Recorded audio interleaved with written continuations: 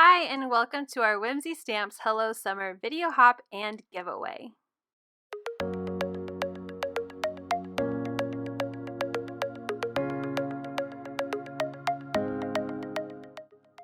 I'm going to be using our No See Kinetic dies along with the basic straights, my Grassy and Cloud dies, my Up in the Clouds dies, the new Scribbles Slimline background stamp, and this adorable Adventure Dragon stamp set. You can find a list of all of the different supplies I use, including probably the correct names of everything I just said, down in my description box. I wanted to create a background with interest, so that's why I'm using this Scribbles background stamp. Using my Broken China Distress Oxide ink, I added a fun scribbly design to my sky. I'm going to be using my Distress sprayer to add some water to my background because it is a Distress Oxide ink. It will activate some of the ink and kind of blur some of those lines onto my paper. I also smushed some ink onto this little piece of plastic I have. It's just an extra piece of laminator sheet. And I sprayed some water, and I'm using a brush to flick on some splatter to add more interest to this background. Now it ended up being a little more bolder than I wanted, so I used some white ink spray to spray a little bit of white paint to my background, and that helped just kind of lighten it up. I'm using my Cloud Edger die with some white sparkly paper to create some clouds, and then I used a Grass Edger die on some green paper. I'm using my Lucky Clover Distress Oxide to add some color, so that way the original paper color would be the tips of the blades of grass, and that darker color will be more of the meadow that my dragon's going to be sitting in. I also die cut a yellow sun. I die cut 2 small blue circles from our No See Kinetic die set, and then the white pull tab part of the die set. I'm using the largest of my straight basic No See Kinetic die set, and that's going to be my track for my slider. I wanted to create a little slot so that way my card receiver can actually pull the pull tab with ease. So I'm lining it up on my magic mat so I know where the corner is of my clouds, and then I'm going to place where my track is going to be, and then I'm just going to use that same pull tab piece to create a little notch into my clouds. Now my paper did move a bit as I was trying to place it on, but because I was using the grid mat, I knew exactly where to place that paper back on, so that way my die would cut in the correct spot. So I'm going to go ahead and run that through my Gemini Junior, and there you can see we have our clouds with that little notch. I also remembered that I needed one final piece from our No See die set, which is that piece that will fold. It has score lines on it to actually attach the moving part to our sliding mechanism. This is why it's called No See. You won't actually see the track, you'll just be able to see the piece that's moving. So I'm trying to line up my track so that way my notch also lines up to where the pull tab piece will be. Then once I have that in place, I'm just going to use some repositional tape to tape that down. I'm going to go ahead and run that through my Gemini, and then you can see now we can start getting ready to build our slider. I'm going to be using a white card base, and I've got my foam strips ready to go. So now let's work on the actual mechanism. So one of these little blue dots is going to be on the back side of our slider, and I'm getting out some foam squares when I realized that I should actually be using my foam circles because it will be much easier to attach all of these pieces together. So I'm going to swap that out and get out a foam circle. I'm placing that in the center of my first blue circle, and that's going to pop in from the back side. And then I'm going to attach my pull tab, so that's the long piece that's going to go all the way across my card. And then I will attach the No See part of the die, which will be attached to my sun on the other side of my clouds, which you will see in just a moment. And I'm sandwiching that all in with my other blue circle. So now my pull tab is working and everything seems to be moving, so we can move on to the next step. Next is attaching my clouds, as this is going to hide our track. So I'm going to be using my foam strips. These are just really thin strips that have just enough dimension to cover my mechanism without creating a whole lot of bulk. So I'm just going to place all of my foam tape on the top and on the sides where I know that it won't interfere with my mechanism. Now that I originally was planning for my sun to move all the way across my sky, and I know it's kind of weird because technically there aren't any clouds behind the sun. That doesn't make any sense, but we're just gonna use our imaginations where dragons go hiking and clouds go behind the sun for this card. But I had originally planned on having my sun going all the way across, but you'll see when I put my dragon on in just a little bit, it gets a little weird. I'll explain in a moment. So now that I have placed where my clouds are going to go, I can also see where I can fold my no-see part, because it will have to go all the way across and make sure it can pass over the largest cloud on my sparkle cardstock. So once I have that score line in place, I'm going to fold the next one right next to it, so it creates a nice little kind of C shape. So it's flat against the card. It's scored a little bit. I think it's about 1/8 of an inch, and then scored again to go up, and that up piece is where my sun is going to sit. So once I've measured just enough for my sun to fit onto that mechanism, I'm going to add some wet glue to that tab. And before I glue it on, I'm going to go, you know what, my sun needs to be a little orangier, so I'm going to bring out another distress oxide color.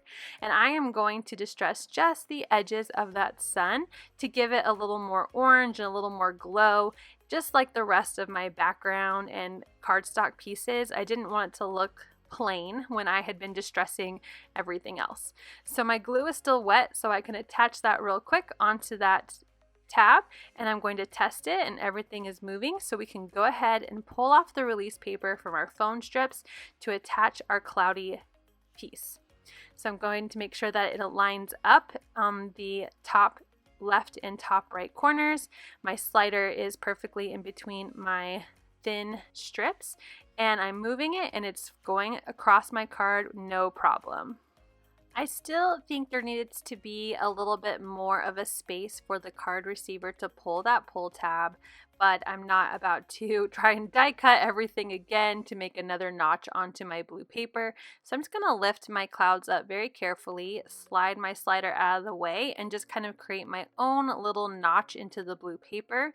I made it larger than the notch on the cloud so you can't tell that it wasn't cut as nicely as my cloud notch, and that I think is much better. I think you can really get your fingers in there and grab that pull tab with a lot more ease.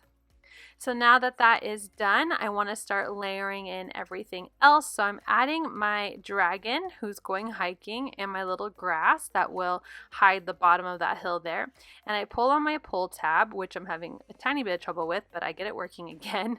And I realize that my sun is not only in front of my clouds, it's also going to go in front of my dragon, which of course I only notice after I glue my dragon piece down to my background. But that's okay, we're gonna adapt and move on. So before I start meddling around with my mechanism again, I've got my dragon glued down, and I'm using that same foam strip to add some dimension to my grass. Again, this isn't a very thick foam. It's really nice and perfect for adding layers without creating a whole lot of bulk onto your card. So I'm going to peel off that release paper, and I'm going to line this up to the bottom edges of my card. And there is my cute little dragon going for a hike, and there the sun is crossing over my dragon's face. I sat there for a while and I'm like, it's not that bad, is it? Is it weird? I feel like it's weird. It's weird.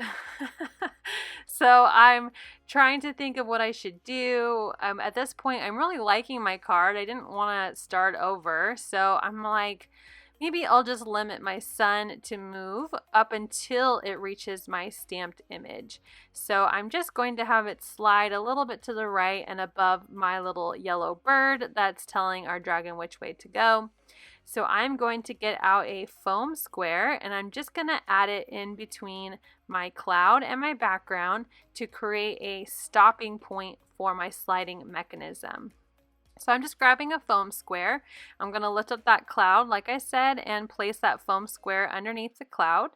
Once I make sure that it's as far, my mechanism is as far as I want it to go to the right. And now that I've added that foam circle, it's going back and forth and stopping at that point. So now that I've added a stopping point, it seems to be moving fine and it won't go any further than I want it to. I can start putting this onto my card base. So I'm going to flip this guy over and I'm going to start adding in some foam adhesive. Now this is actually the same thickness. This is all from scrapbook.com. And I am going to place foam adhesive all along the back of my blue cardstock. I'm making sure that wherever I'm adding it is not going to interfere with my mechanism in any way. So anything that is towards the pull tab part is a little thicker because I have pulled it out as far as it will go, and then everywhere else I want to make sure it won't interfere with that blue circle so it doesn't get stuck while it's on the track. So I'm just moving that around and making sure I have an adequate amount of foam adhesive, and I'm going to save you all of the boring of me trying to cut pieces and fill up the back of this blue paper, but I just wanted to show you that I'm taking into consideration where my mechanism is when placing my foam. Now that I've peeled up all of that release paper for that many pieces of foam on the back of my blue cardstock, I want to place it onto my card base. Now both of these pieces, the card base and my background, are an A2 size. So I'm going to get out my bone folder and make sure that that line is scored and folded over really nice. And then using my MISTI, I'm going to place my card into the corner and then apply that background piece into the corner, and everything will be nice and lined up because there are those two edges of my MISTI, making sure that I don't exceed the edge of my card base. And I hope that made sense.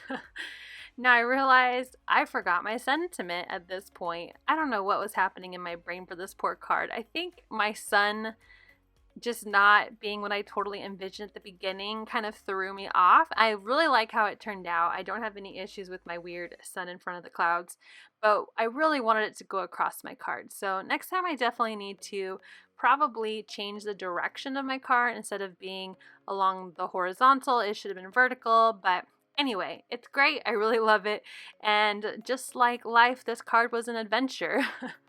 I used this sentiment from the set using some VersaFine and Onyx black ink, and then I'm applying some clear pops of color to various spots on the card. You can see I have some on my cloudy sky as well as my blue background, just to add a little bit of extra touch to the card. So here is my final card. I hope you learned something new, and even if you learned just from my mistakes on this card, I hope it inspires you to create something on your own. You can find all of the details, again, of what I used to make this card, as well as how to get to the next hopper and all details of the hopping giveaway down below in my description. Thank you again for watching and hopping along, and I hope you have a wonderful day.